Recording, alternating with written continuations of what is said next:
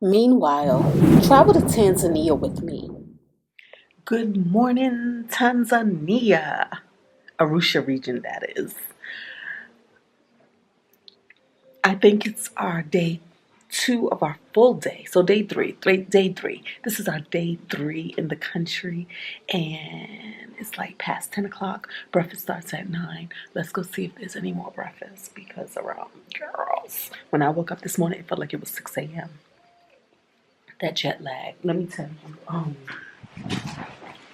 Let me tell y'all. Okay. It's 10:30 right now in Tanzania. It's 3:30 a.m. back home. So 10:30 a.m. right now, 3:30 back home. I woke up about 9 a.m.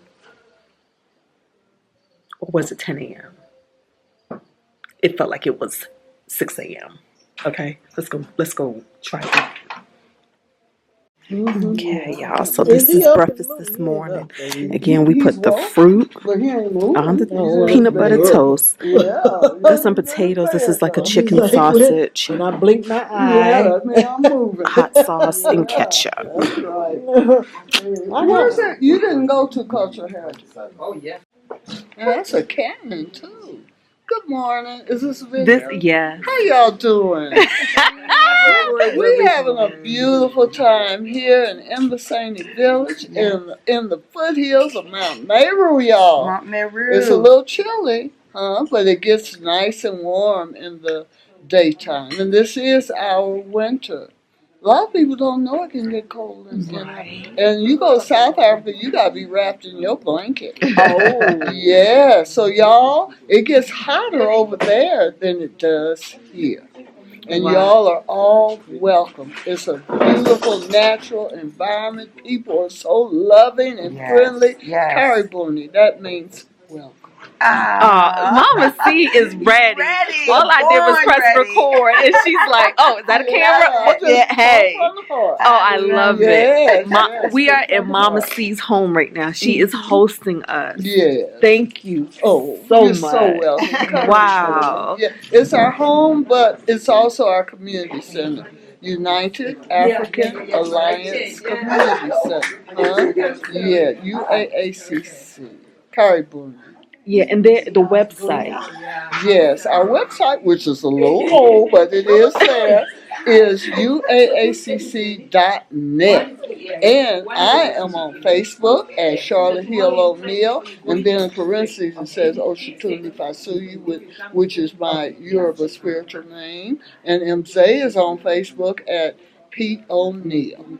So I'm also on Instagram, but I can't remember the Sorry. I'll link it. Yeah, all the links will be down there. Yes. And they are Black Yes. Panthers. Black Panther veterans. And we've been living here in Tanzania since 1972. And before then, when we left the States, my husband's in exile. He was the former chairman and founder of the Kansas City chapter. Wow. That's where we met when I was 18 years old and he was 29. We've been together 55 beautiful years. 55 years, y'all. Wow. Yes, 55 years. Wow. That is a trip. You know, because I'm saying that because time has passed so quickly. Right. So quickly, you know, so... Yeah, we've been homesteaders, we've been pioneers, and y'all gonna hear the story tonight. Awesome. Y'all gonna hear the story tonight. We're gonna hear the story tonight. Yes, that's right. Wow. Yeah. Asante Sana. Karibu Sana. Oh. So we're about to do dance class, and I think we're gonna learn a song.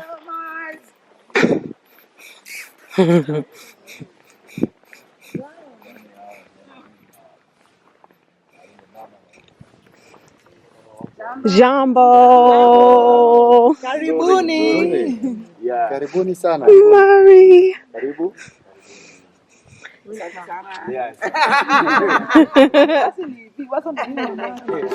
All right, I'm gonna put y'all up now because I'm gonna be singing and dancing. Okay. What's the song? The song. Wanaulizia nyimbo yako, yani kwamba naimbwaje na wenyewe wapate ile idea. Let me see. Zeze lalia, zeze lalia, zeze lalia, zeze lalia. Bwana Bakari wakataze wakezo, zeze lalia wembeni. Zeze lalia, zeze lalia, zeze lalia, zeze lalia. Bwana Bakari wakataze wakezo, zeze lalia. Mommy had it. Zeze lalia. Zeze lalia, zeze lalia. Bwana Bakari wakataze wakezo. Bwana Bakari wakataze wakezo. Zeze lalia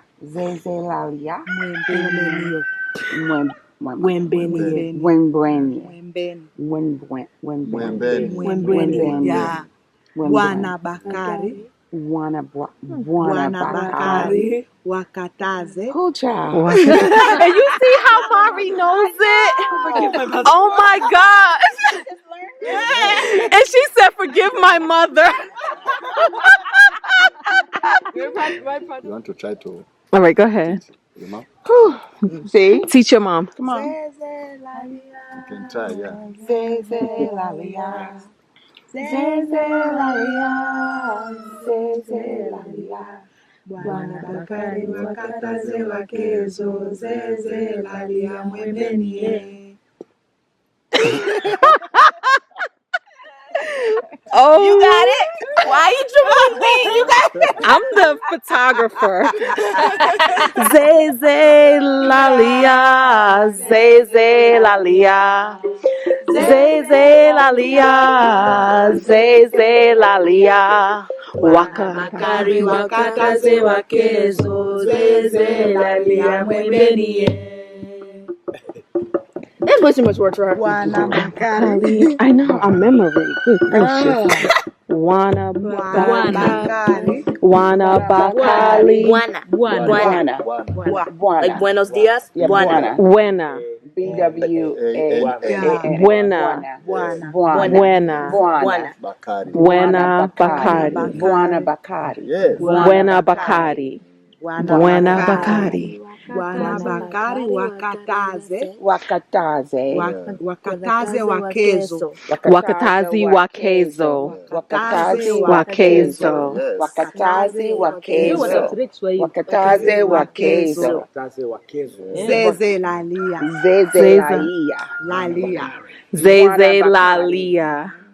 Bwana Bakari wakataze wakezo. Wakataze wakezo. Yes.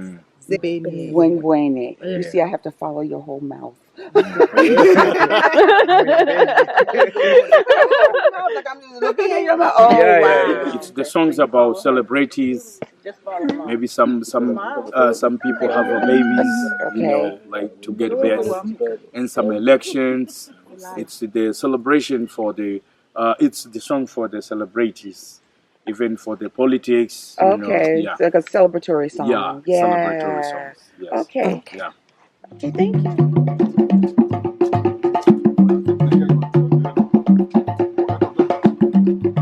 You suck.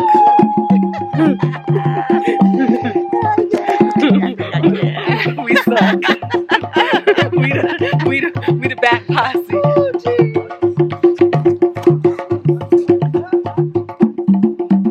Yeah, I can do the guy pop.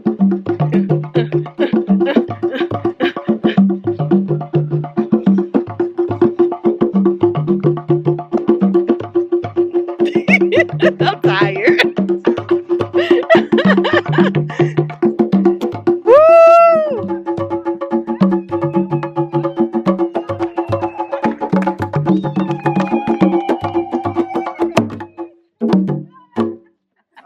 I'm spent. It's like the twerk almost. It's not like twerking or anything. It's not inappropriate. Mari and them little hips. Just a little hip Girl. Hataki. Now tie your mama's shoe. I know. Help a sister out. Oh my God. That's the language of going back to bed. I love it. Because you know what else? We spend so much time getting vacation ready, but it's like you could actually make that part of your vacation experience. Exactly. Yeah. And that's what I feel You like running around ragged trying to do all the things. Yes. After I basically there's a place called Nadine's in Bowie, 24 hours, and I was like at my last 24 hours to get ready for this trip, and I had to sacrifice my hair because I'm not gonna miss my flight. But wait, they do hair 24 hours? Yeah, Nadine's in Bowie. Girl, I'm gonna have to get that information from you from whenever I'm in a crunch. Yeah. Because some places I go, we can't get our hair. To go 4 a.m. and I was like, it's too risky. Yeah, because I'm like, some places I go, we can't get our hair done when we're there. You know, it's like, no. Nadine's is 24 hours. And wow. it's $10 a break. Wow. Is it? Yeah. This is a full service shop. She just came out of getting a massage from in here. Now she's sitting there to get her hair done, but she's also being measured right now for her custom tailored dress. Yes. The motherland is motherland. Full shop. Y'all, so right now the kids are, well, actually, the kids got massages today. The kids. Jumbo. Yeah. And so Mari's getting her massage right now. There's no time for me and Donna Maria to get a massage, the adults. But it's so freaking cool that Mari and the kids are having massages. I love that this gets to be their level. Like, this is where their benchmark is. This is what they're becoming accustomed to. This is what they're used to. They get massages. You know, in Africa, in Tanzania. Mari was talking to a friend of hers yesterday, and they was dreaming together about when they get older, they're going to go to Ghana. I love that. Like, their dream isn't, when we get older, we're going to Paris, we're going to this, which is okay. But I love that they're talking about Ghana as if it's the next exotic place they want to visit. Like, the first place that they're saying they're going to go to on their own. So that's pretty dope. So Mari just finished her massage. I forgot I was supposed to come in here and get some footage of you. How was it, boo? That was a massage, okay. I've never fell asleep in a massage before. You've had massages before? I've had massages before, but not as smooth as this one. Oh, wow. Apparently, thanks to this, I fell asleep. Oh, wow. So it was really good? Yeah. Yeah, that is so dope. I've never fell asleep in a massage before. So happy for you. Mari is amazing. Okay, boo. Okay, guys. I'm going to have a massage. Yay. So right here. Okay, let me take my jacket off. Do I take my shoes off? Yes, take the shit off. All right. And then I'm going to take these earrings off. They're huge.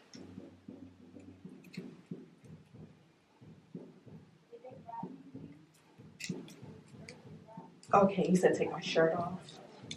Yes. Then take the shirt off. Okay.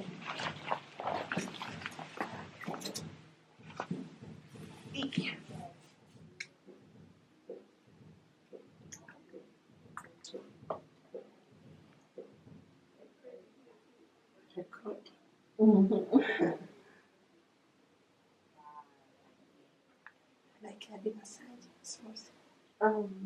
Yeah, not hard. I did. Yeah, so that's good.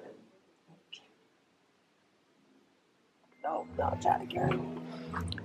All right, so this is my masseuse. Y'all, they got the music going over here. Oh my goodness. Did y'all hear the music? I just got finished with my massage. It was so good. Listen to this jam session. Wow.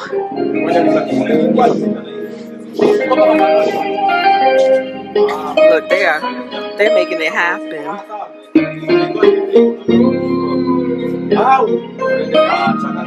Achana nayo nikamfungia nikampigia tepu hapa nipigie tepu hapo na hiyo mic. Y'all, it is feeling like festival vibes here in the community. Good music. Got the massage. Now I'm gonna go get the moolah. Oh, she got her door open. Let's see. She got her door open. Hola, Miss Mommy. She asked about you earlier for lunch. I know. You okay? No. Okay, so my massage came to 80,000 Tanzanian shilling. So I'm gonna go pay her right now. Gotta finish counting on my money because you know it's a long way to 80,000. So did that. Yesterday I bought 2 paintings that came to 72,000. So, and that's all I've spent so far. And then for our lunch, they packed up our lunch and put our lunch away since I was getting a massage. So I asked her where she put it. But listen to this music. It's so dope. It smells so good. Whoever I just walked by, was that him? It smelled good. Okay.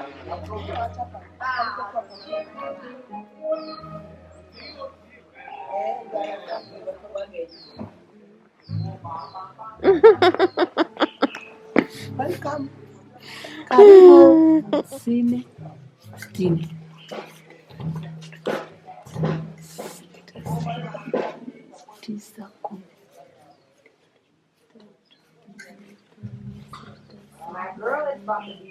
Yes. Okay. Yeah, it is like a pure jam session. I love it.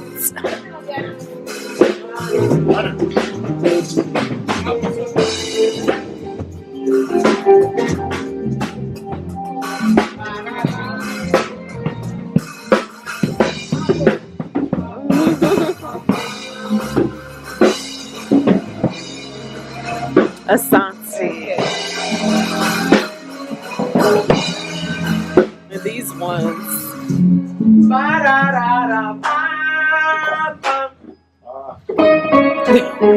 I don't know why they always look so sad. But look at this.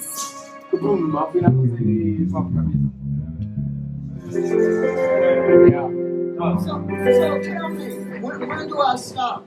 So you'll start singing. Yeah. After that, we will have a breeze there, so that we can join. Okay. This is my food that she wrapped up for me. So dope. So dope. And those are like empanadas. What? They're like empanadas. Are they empanadas? Oh, okay. She's like, they're potatoes. Calm down.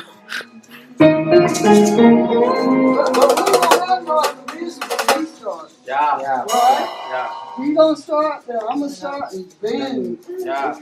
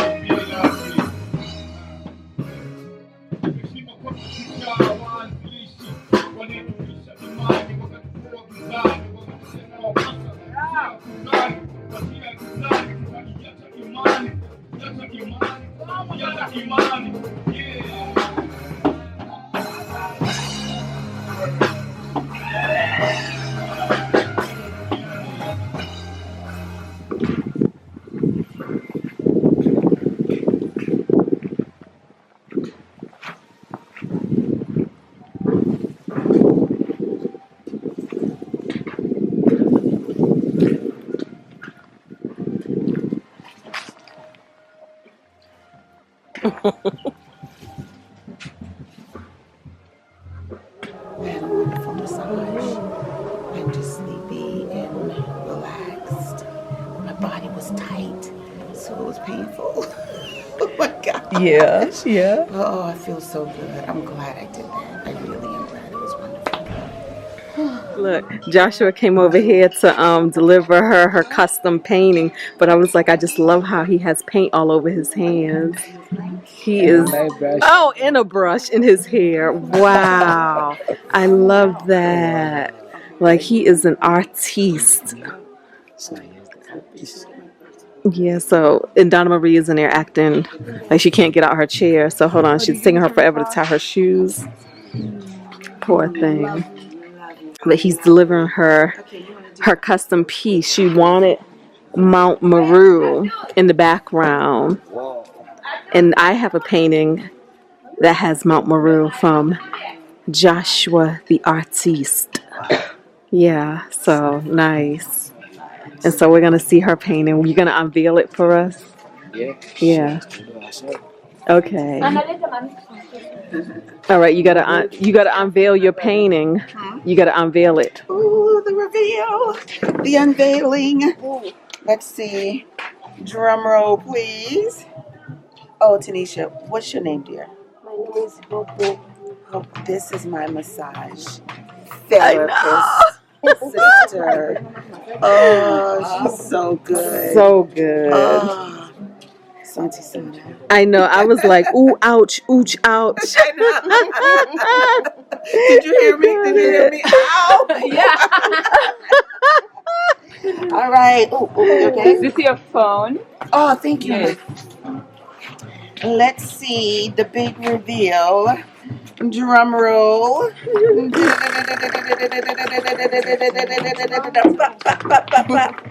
And Mama Laini came out for the drum roll. Drum roll, please. Here we go. Michael, don't wait. So this one I had seen.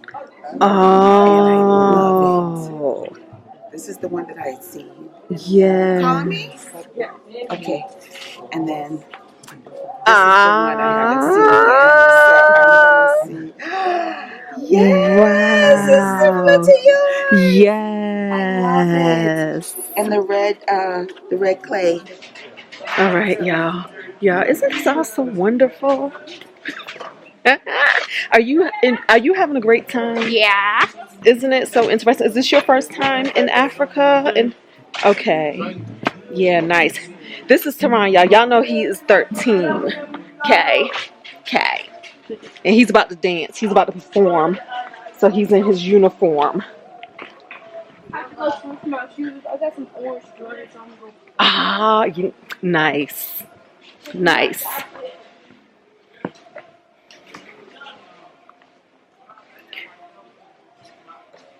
I don't want to dance. We were practicing earlier.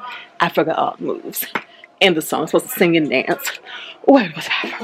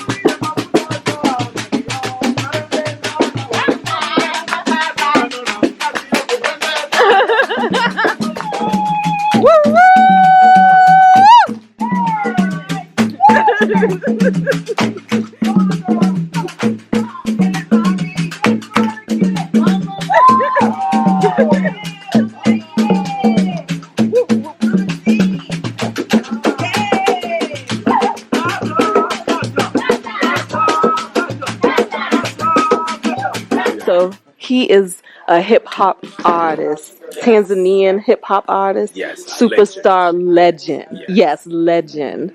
Okay, and he's going to tell us where we can find his music. Yes, my name is Abdallah Saidi Mshakamari, and my Y'all catch artist that? name, yes, it's Dewey. If the people they can want to follow my album and 2 videos. It's already released.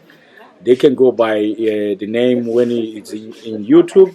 You can write Dewey Watengwa, Dewey space and then Watengwa, And that's D. DW and double E. Okay. And then Watengwa, it's like WATA and then NGWA. Okay, got it. Yes. Okay. So that you can make my whole album, the 17 songs, 17 tracks, and with the 2 videos, which is already released. So much welcoming. In Instagram, I go by the Dewey Watengwa also. In the Facebook, I go by Abdallah Saidi Mshakamari Dewey.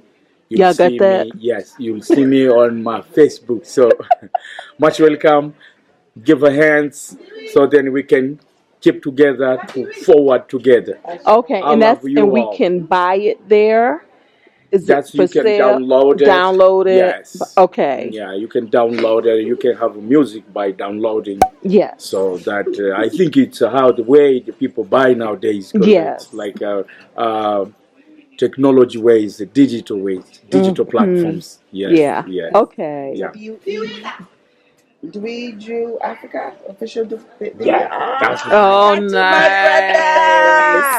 Yes. So that's awesome. my video released already. Awesome. I called Enjoy Africa, like to coming in Africa. Okay. To see where the world is starting. Yes. Yes. Yeah. Nice. Where the world. And to see how we can join in together, because my album called by Umoja wa Kidunia Nzuri. Now we are at the studio. I should go get my book of poetry.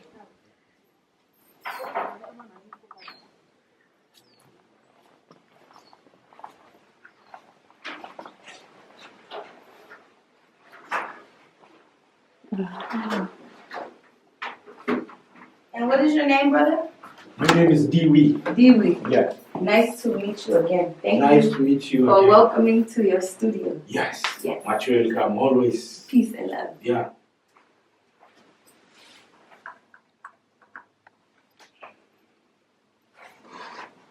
It's called A Queen's Journey. Okay.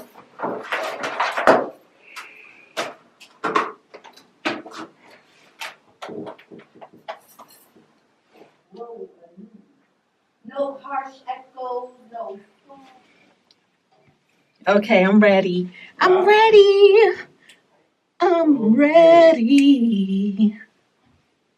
Oh, wait. I need all right, my headphones. Now I'm ready.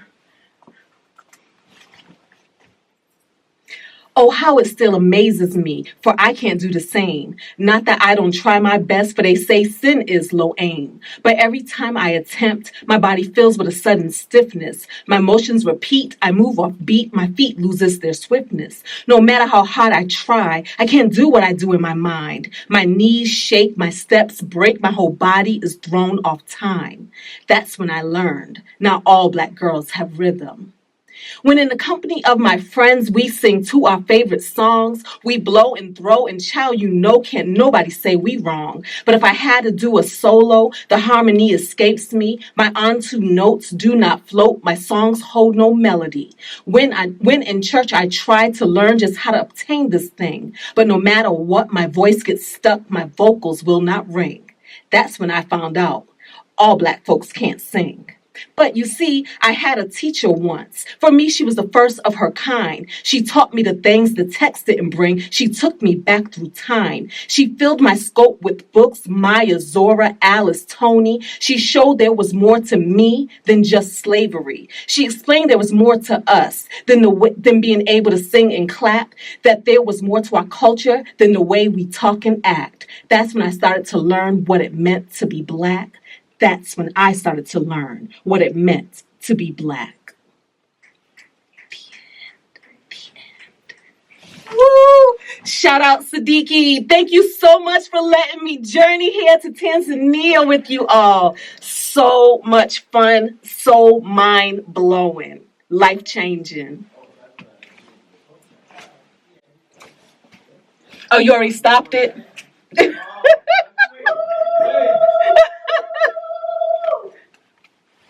So can you do Exactly. the world is gonna be known about We were in the studio with. yes, Come on. TV. Yes. Come on. Mhm. Engineer Master mixed our poetry. Yes. Like, Thank you much. wow. We love you, world.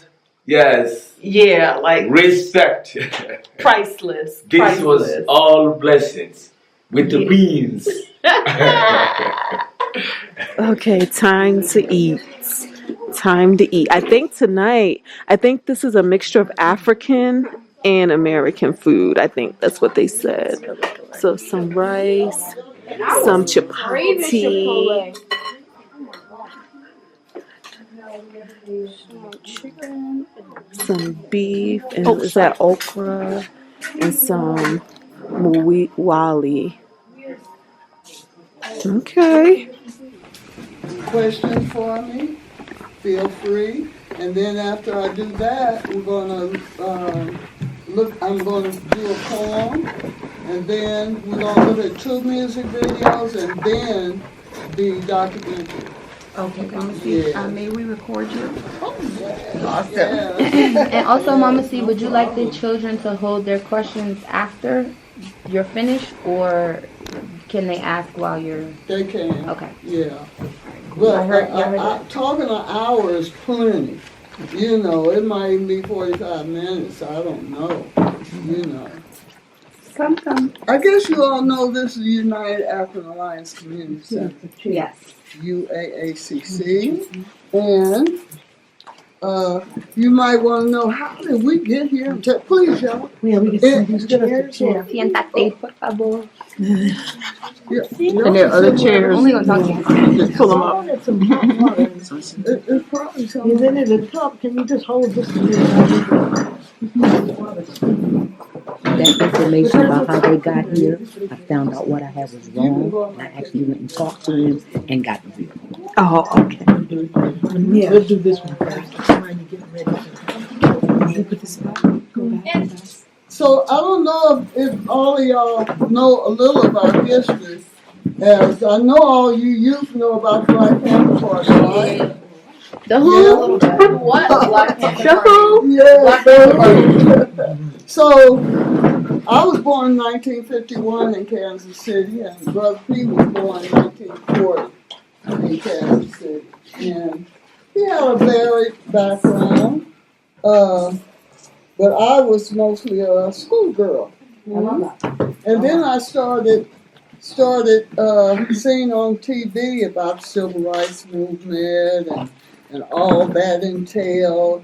And then later on, I started seeing about the Black Panther Party on TV, and in newspapers and magazines. And I actually decorated my bedroom wall with pictures of Brother Pete and some of the other Panthers. Wow. Manifesting. I know, manifesting. Whoa. Because I never thought I would even meet him. Wow. Wow. When I joined the party, and I must say, I used to skip school to go to the...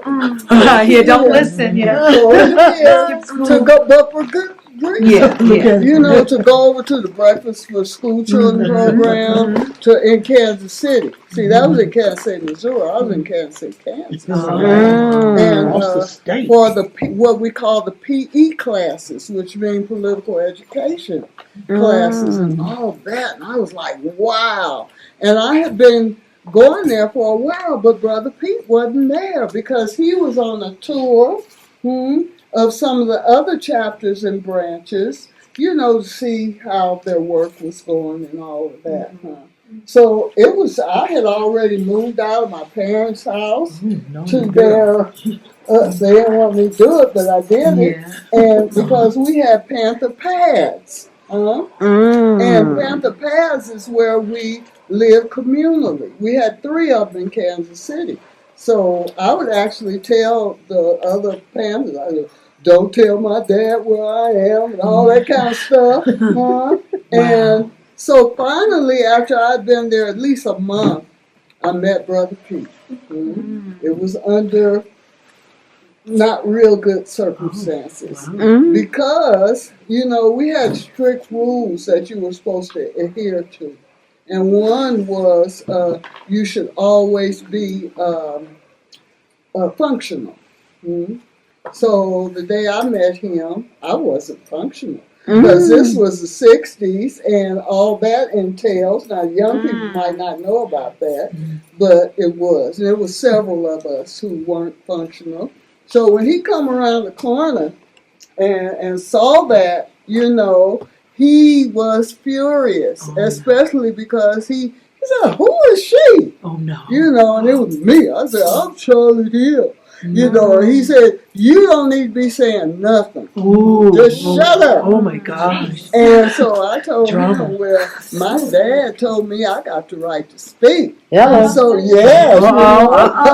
so eventually we smoothed all that out. And we were living together within a month. Oh, my God. Within a year, within the month. And eventually we went out to Oakland and got married. David Hill was the chief of staff, and he pronounced us married. And so this is our 55th year. Wow. 55 years.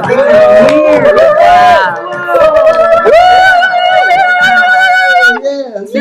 I know in these days that's a bit unusual. So I always like young people to know that, you know, if you want to be together that long, there's a way to do it. And one of the ways to do it is trust. And another way is to be friends. Of course, you're in love, but you gotta be friends too. You know, and the other thing is have something that you love to do outside of your union. And our thing was community service. You know, and as members of the Black Panther Party, that was a paramount thing that we did. Community service. Breakfast for School Children program. All the chapters had to have that. Medical clinics. Taking people to visit their incarcerated loved ones, anything that we could do to help the community. That's what we did. And we're still doing it. And that's what's so beautiful about it. Even though Brother Peter's in exile, he never stopped. And I never stopped. And I think that's a beautiful legacy of Black Panther Party. No question. But he was one of the victims of COINTELPRO. And I think most of y'all know about COINTELPRO, the counterintelligence insurgency program that was instituted by J. Edgar Hoover and targeted many of the leaders of not only the Black Panther Party, but other revolutionary organizations too. So he called a case of, they said he carried a gun across state lines, which they never found him with the gun. They didn't accuse him of doing the actual crime with that gun. None of that. Matter of fact, another Panther had it, and they had to buy it back from that Panther so they could have it as evidence in the trial. And he was convicted, and the main witness was a paid FBI informant. That came out in it all. She was our landlady, actually. Oh, she was? Yeah, and she was letting the police in there, and they was bugging our apartment, and I blushed to think what they heard. Because it was wiretap. It was what you call it? Wiretap. Even our phones were wiretapped, and we never had to pay a phone bill because of that. They wanted to keep the lines going. So, and he was also due to go to another trial, I think a week later or something like that. But one of our comrades came up from another state. I won't say where it was, and he's passed on now. And we had to go underground. And when we left Kansas City, we was all disguised and everything. My sister's wig. Brother Pete had his hair all processed. It really looked different because I wasn't wearing no makeup in those days or nothing. I had the whole kit and caboodle. And so we had to get in the trunk of the car and go all the way. It was before St. Louis, but we had to go a long way. And I had claustrophobia at the time. But when we was in the trunk of that car, I didn't have no kind of attack or fit or anything. And I know now it was because my ancestors were with me. So we left, thought we was going to get back in 2 years, but it was 20 years before I came back, and he still can't because there's no statute of limitations on that. Can't run across state line, which he didn't even do. You know, but hey, it's all good. So from there, we went to Sweden, but we went to Sweden because there were a lot of what they used to call, not deserters, they used to call them something else. People who didn't want to go to Vietnam. Rejection. Conscientious objectors. Yes. And they hosted us. It was a lot of people who were supportive of Black Panther Party. So they took us under their wing, got us an apartment, and we also lived in a commune with these progressive youth there. In Sweden. But our thing was in Sweden, in Stockholm.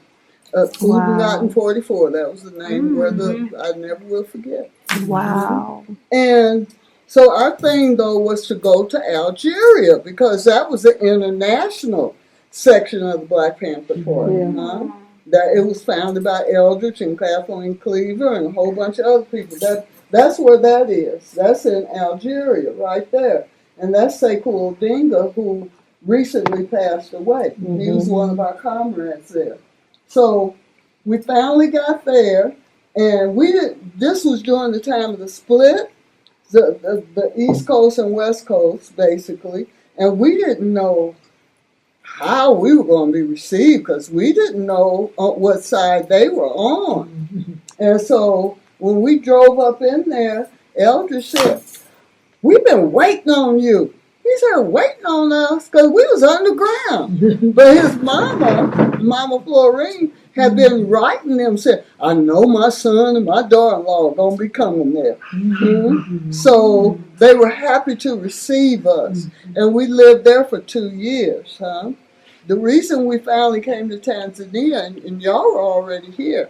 What year did y'all come? 70? We were here in 71. And we came in 72. And then we came up to Algiers. Y'all going back to the States, going back to the States. And, y'all were getting ready to start shifting. And we said, well, come down to Tanzania because you said you didn't know where to go. And we was on our way back to the States, and we came back in 73. You all came back down here in 72-ish. What do you say? 272. Well, these dates give me, because you came down here. There was a rather large diasporan community in those days there. And many people was telling us, y'all need to come to Tanzania. Say it's socialist, it's very Pan-African in their way of thinking, especially the president and all the ministers around him and all that. Said The people are beautiful and friendly. This is where y'all need to come. And that's where we came. And I remember getting off that plane in Dar es Salaam, and I felt immediately at home. Wow. I didn't know why. And Brother Pete didn't feel like that. But I tell you later why I felt immediately at home. So we lived in Dar for like a year and a half, but Brother Pete was sick all the time. We didn't know why. And once we came up here in Arusha, we thought it was the weather. Because you know it's much cooler here and everything. So we lived on the other side of town, and that's where we first started learning how to be farmers, homesteaders. Raising our own animals, raising all our food, growing all our food and all that. And we lived there for like 6 years. So Malcolm was born in Algeria. Stormy was born here in Arusha. So we've been living there for like 6 years or 8 years or whatever it was. And we found out about Imbaseni. That's this village. And one of our friends, Stephanie Elijah, did you know something? He said, well, you know, I will sell y'all like 4 acres. And he actually didn't think we was going to do nothing with this land. So we came here, and in those days, it was like wilderness. And we're so close to Arusha Park that hyena would be all in here, and buffalo. Y'all going to some of the parks? Yes. So you will see the Cape buffalo are really, really big. You know, and people talk about lions are the king of the jungle. It's those buffalo. They be running up and down the road here, and they actually gored 2 farmers who live down there by just down here where Baba Naya and them there, where they were living. And one of them died from the goring, and the other one, he survived. So that's just to kind of show you how it was here. You know, so all these trees you see here, just about all of them we planted. That one, that avocado tree there, I planted that, and it was like this. But some of those trees out here, they're there because our pigs used to eat avocados and mangoes and fruit in addition to their grain stuff. They would, is this mine or somebody else's? I got one just like this. Is this somebody? It's mine? No. That's not mine. Sorry. He said it's yours. It's yours. This yours, Bobby? No. He said, oh, it's yours. Okay. I got one just like it. I guess they sell them all over town. Give it to Mama. But anyway, so when we first started developing this land, there was no running water.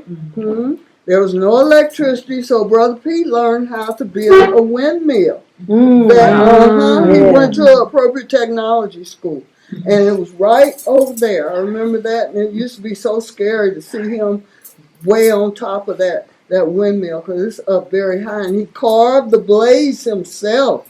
They were wooden blades, So we learned how to be farmers. We learned how to. Have any of y'all ever milked a cow? Yeah. You have? Yeah. And that was quite scary for me. Because you have to, the first time. Because you had to sit on this real low stool, and that cow looks huge, and it hits you in the face with that wet tail and all of that. So what I learned was to bring that tail down and tie the back legs. Oh, wow. Yes, and then it can't swish that tail in your face, and it can't kick you. And so we would make sure that there was something that the cow was eating. You know, we always used to save milk for the calf, of course. So I learned how to make cheese. We did everything, and food production was the main thing, how we were able to not just survive, but thrive. Kansas City style barbecue sauce, relish, pickles, cakes, cookies, sausage, which was one of our main things, eggs, chickens, all of that. And we had to learn how to do that. And not only learn how to do that, but learn how to build. And we use what you call a Simbaram machine. That's what we made our first, that house over there. That's what we used because in those days there were a lot of termite mounds everywhere. You don't really see that now. And we used that termite mound material, mixed it with probably a little sand, maybe cement, I don't remember. But those blocks were stronger than cement. So that's what we started building with. These come from, there was a fire brick making project all in the village. And then people didn't like that because you had to cut down so many trees to fire the bricks. You know, so you don't see so much of this now. Anyway, so we used to have a lot of snakes too, a lot of cobras. Wow. Oh, thank you for getting rid of all of them for our visit today. Yeah, I said thank you for getting rid of all of them for our visit. For this moment. They've been going a while.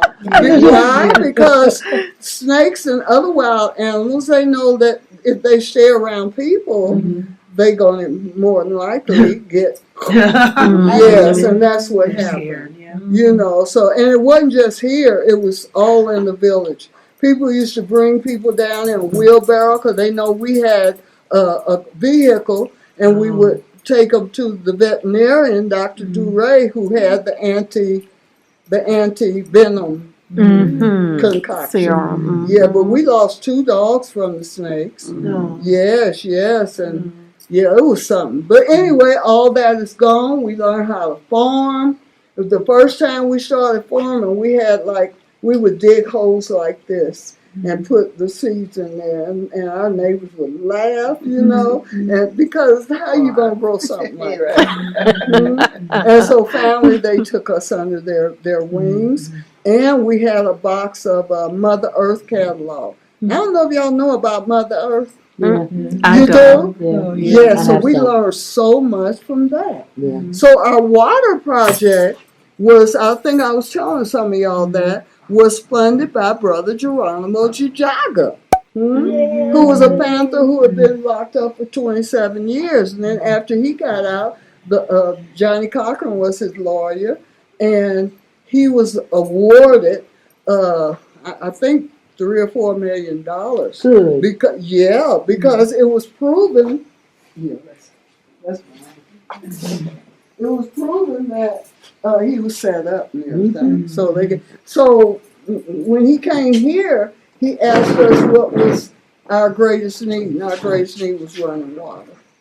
So he funded that well that's down there. Y'all probably saw it. I seen it. And we've been using it all this time. Not just for us, but for our community. You've probably seen the faucet that's out there. Yeah, so our community, which used to have to walk for several kilometers or miles, now they didn't have to do it after we got that. You know, and then the Bay Shabazz International Charter School, they funded a Mercible Plant. That's what that is. Yes, that's what that is there. Yes. So, you know, that's a real blessing. So, I don't remember what year it was, but the elders in the community, they saw the work we were doing, so they gave us a plot of land in Majiachai. You know what Majiachai is. And that's where we built our first center. And it got to be a hassle going back and forth every day, and it became too small because the teachers would bring their classes there, and we had a big stage and all of that. You know, so we said, let's start building here. And that's what we started doing. Building classrooms. And it's because the elders in the community, they wanted us to teach different things. We started out teaching computer literacy, which that was before internet here. So we started out with that. Then they asked us to teach English. We started teaching English, and we started building the different classrooms. And we were able to do that because I was telling some of y'all we've never gotten grants or nothing like that. But people believe in our work and they contribute, huh? Just the way y'all are contributing, huh? The way y'all are contributing. And that's how we have been able to do all this. Yeah, so that's where we are now. Yes, that's the short. Intriguing story. I'm writing our memoirs now. Good. And it's the working title is Hard Head. Why? Because my parents used to always tell me that you got a hard head. So I'm like, I ain't changed at all. So yeah, that will come out eventually. And Huey was one of the founders of Black Panther Party. Huey and Bobby Seale and Big Man. And it started out wanting to protect the community from, it was a lot of police brutality then. Well, that ain't changed. But it started out to protect the community, and then they started seeing there were so many needs that needed to be addressed. And that's how the breakfast program began, and that's how the mobile health clinics and all that, and they had the first sickle cell anemia program in Oakland. So Oakland, what we call national headquarters, is celebrated a lot in Oakland because that was the birth of it. Right. You'll see all those murals and all that. My name's on some of them murals, you know. And y'all from Baltimore? Me. Okay, so you know the Baltimore chapter was very strong. They were wild too, Mama. Huh? They were wild too, Mama. Wild. Yeah, well, and well, you had to be kind of wild. You had to be. To be a Panther. You had people in all the chapters who came from different walks of life. Yeah. Some were teachers, some were doctors, some were lawyers, some were people fresh off the street. So everybody had their own philosophy, their own way of living and addressing life situations, but that wasn't Panther policy. Right. We were supposed to be like equals, you know, so it was enforced in different ways. Maybe in Baltimore they didn't enforce that, but they were going against the rules if they were like that. Right. You know, they really, really were, you know, and people ask me about that a lot. They say, well, you know, how are women treated and all like that. You know, well, yeah, you had cases of, what do you call it? Oh, what we used to call those kind of brothers. Not misogynistic behavior. Chauvinism. Yes, male chauvinism. And that was actually going against the rules because all of us were supposed to learn. We had weaponry training. All of us were supposed to be officers of the day. We call those ODs in the office. All of us were supposed to sell Panther papers. All of us were supposed to work in the breakfast program and all like that. But like I said, it was enforced in various rules or whatever. Kansas City chapter was pretty. Right. We were okay. We were okay. You know, we really were. So, yeah, I hear what you're saying. Okay. Yeah, but that wasn't everywhere. You know, I'm glad of that. Otherwise, it wouldn't have grown the way it did. Right. And that kept me away from them. That kept me away from them because I ain't never co-signed that mess. Yeah. Well, a lot of people wouldn't have. A lot of Panther sisters probably did. I'm sure. Yeah. So, Who built it? who built it? We did with people in the community's help. Yeah, and it's named the Red Onion because it's named after Brother Pete's father, who's the gentleman holding that hat right there. His nickname was the Red Onion. Because he used to fight a lot. Yeah, they named him Red Onion. And after he passed away, he and Brother Pete's mother and my parents came here several times. That was good. Several times, even in Algeria. They were there in Algeria when you were there. No, but they were coming or they just left. Okay. Something like that. Yes, yeah, and they were there when 2 hijackings took place. The hijackings weren't Panthers, but they were Panther supporters. And they were there during that time, and they, that was a trip. What was let that? Me say a little bit, Yeah, what was, You said where? What was it? I'm not from. You know how people used to hijack those planes. Like they was going to Cuba or whatever, and I then never they heard take them other places.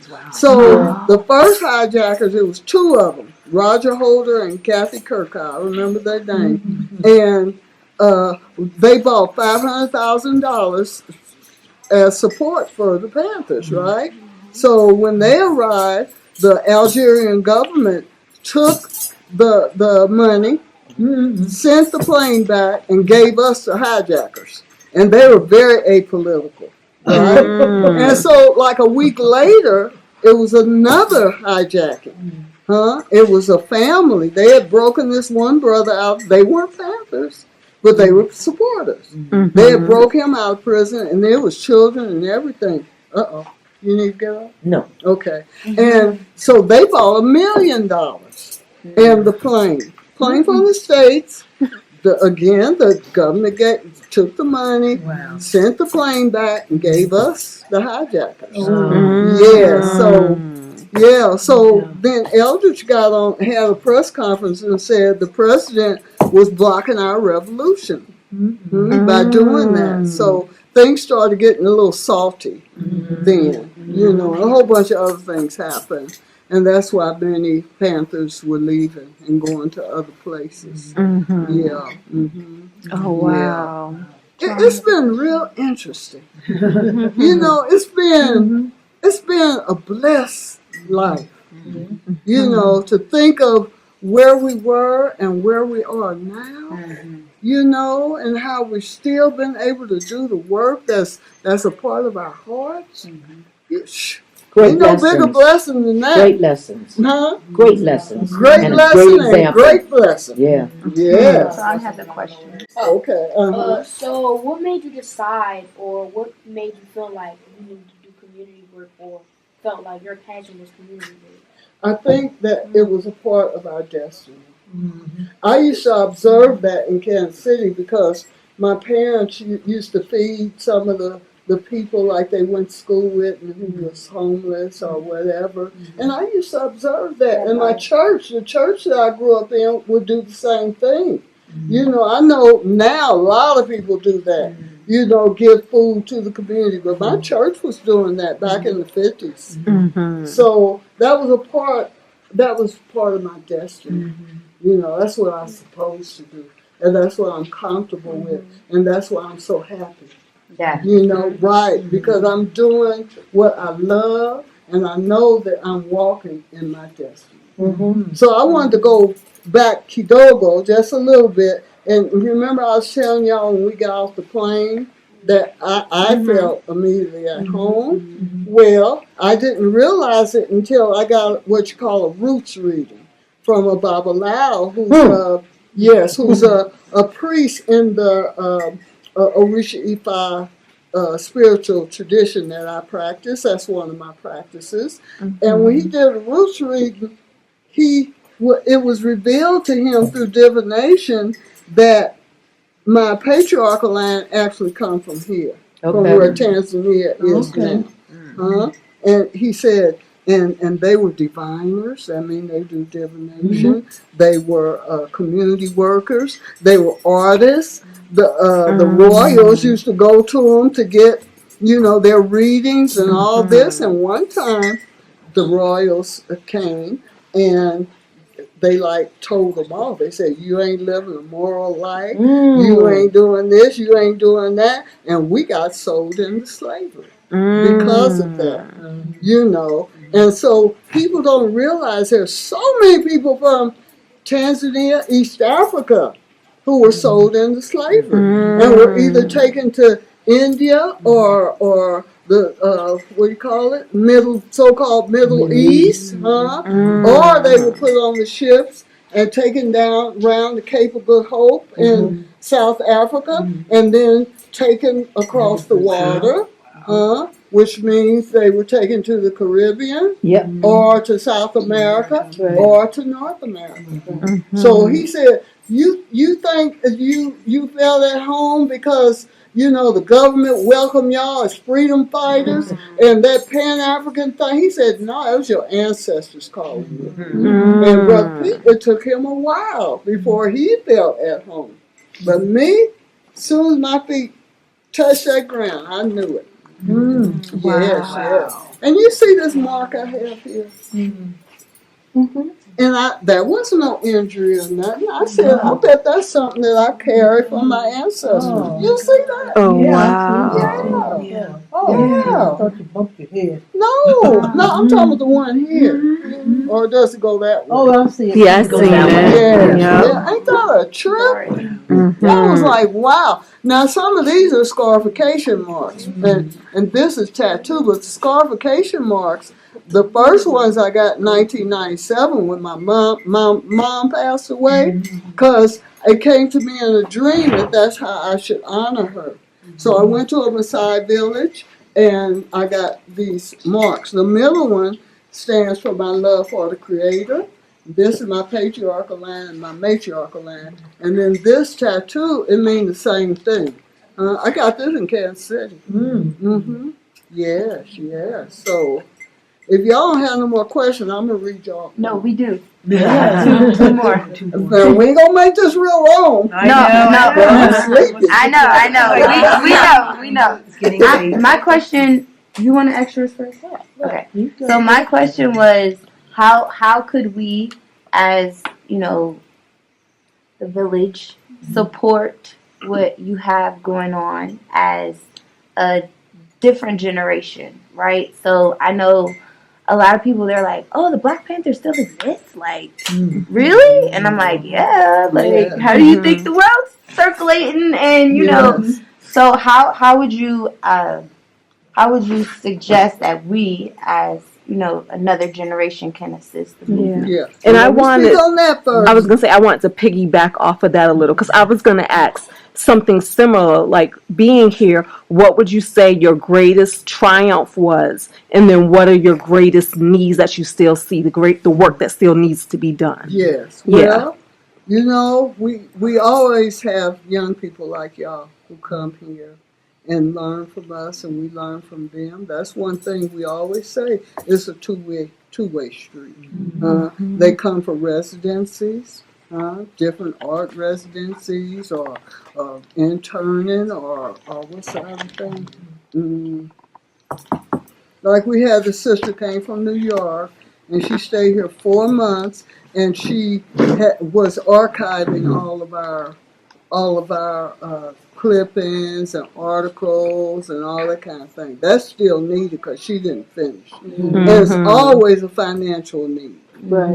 Because like I said, we don't get grants. So we're almost like what you call living from hand to mouth, I guess. But it works for us. It works for us. But it was something you said first. I said, I got to speak on that. What was the first part of your question? The first question or this one? No, this one. The first part of the generation, like the intergenerational assistance. Yeah, and did you know that the award I got in Namibia was because of that? Because I and MZ believe in the intergenerational co-leadership. And that's why he started the Leaders of Tomorrow, of which Omari was the first generation. And you 21. Let's see here. 20? Yes. So that's a part of it. And that's something that we really promote, is that intergenerational cooperation, leadership cooperation. But did I answer your question? Yes. Okay. And you had a question? Yeah, it was just the greatest triumph and you already answered the part about what... This is the greatest triumph in our lives, that we've been able to continue community service and for others to be inspired to do this too. You know. And people have been inspired to do it, both in the States and here. Matter of fact, Ali Amhina, who who thought it was a baby? My sister here. Yeah, he started a community center because of his experience here. Wow. Yes, and other people have too. So, and me being an artist, I really like to work with young people so they can see the empowerment that comes from being an artist. Yeah. But Brother Pete is the one who started the Leaders of Tomorrow Children family. Yes, and y'all are staying in that house. That was the original Leaders of Tomorrow Children's house. Oh, yes. Yeah. Make sure that your peers understand these are the original Panthers. Yes. As As opposed to new Black people Panther calling themselves. Exactly.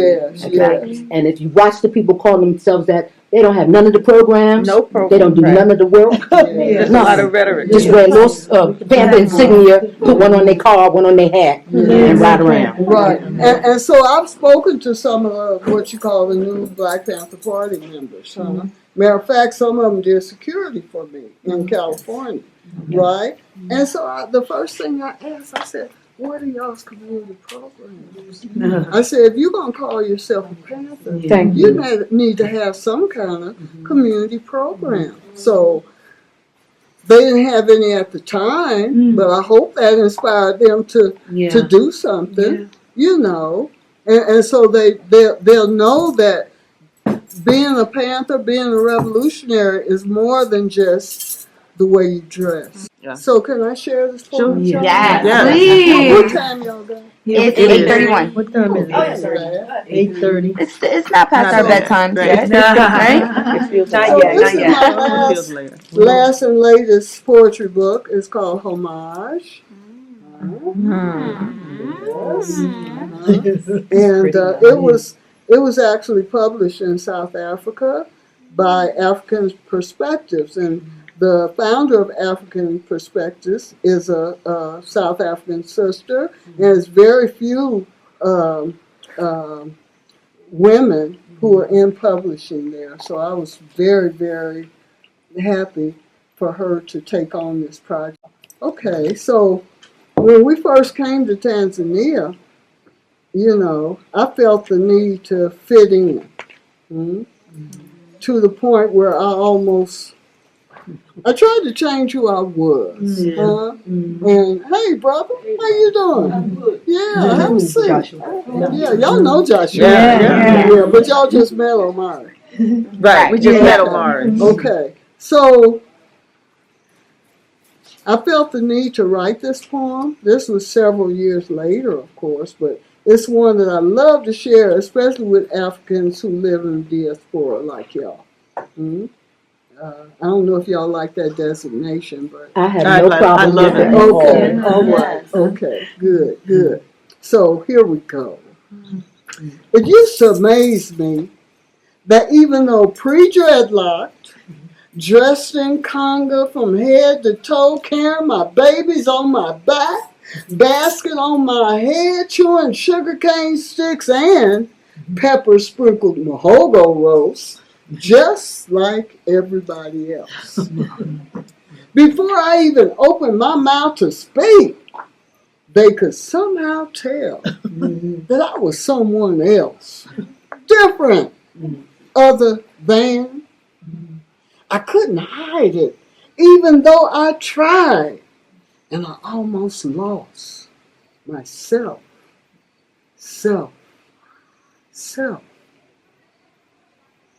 In my freshly landed, just got off the boat, enthusiasm of living in Africa, I tried to blend, to melt, homogenize, disappear, erase the essence of what made me who I was and am, an African who grew up in and was molded by the hoods of America, and I almost lost myself.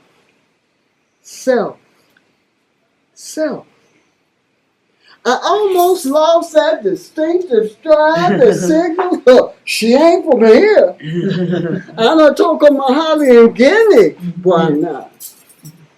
I almost lost my fierce, laughing, in your face sister tone of voice. And my hands on hip, finger waving, snake charming, you ain't about to tell me I can't.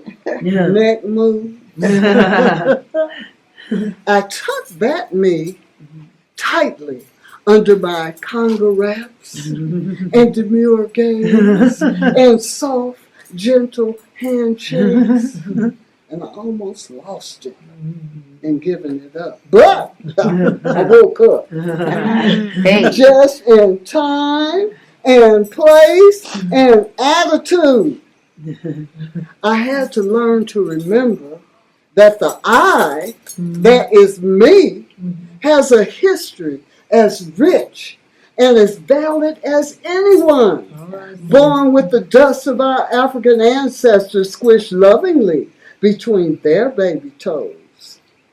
I learned to remember that the middle passage memory still twisting in my DNA, causing frequent bouts of claustrophobic episodes, are as real as the recollections of those who had never been ripped from the reassuring womb of family and history and language and food and religion. I learned to remember that the French etymology of my name was just as valid and honorable and blessed as Habiba's or Amina's or Aisha's, because it was given to me in love by those who loved me and marked me as surely as the eternally swollen scarification cuts of a Dinka lady. I learned to reject feelings of embarrassment at having been born an African in America, off land, offshore, thousands of miles off course from where I might have been had those captors not had such a pressing need for dark rum and cotton gins. I've learned to remember and bring honor to the fact that I'm still the fly in the ointment, the lump in the clotted cream, the wrinkle in the dried cloth, that hard green pea under the stack of mattresses. And after having lived in Africa for more than 50 years, I'm still different, set apart. Negro. But it no longer bothers me that folks still ask me, even after I've explained that I've lived in a village in the heart of Wameru homeland in Africa for years and years and years, probably even before they was born. It no longer bothers me, I tell you, when they say in response to my explanation, yes, I do understand that, but now watch out. Here it comes. Here it comes. Here it comes, but where are you from? Wow. I can't get you out of my mind. It's like I feel it for the first time. Been thinking about you all night. I've been searching for this all my life. You're just my type.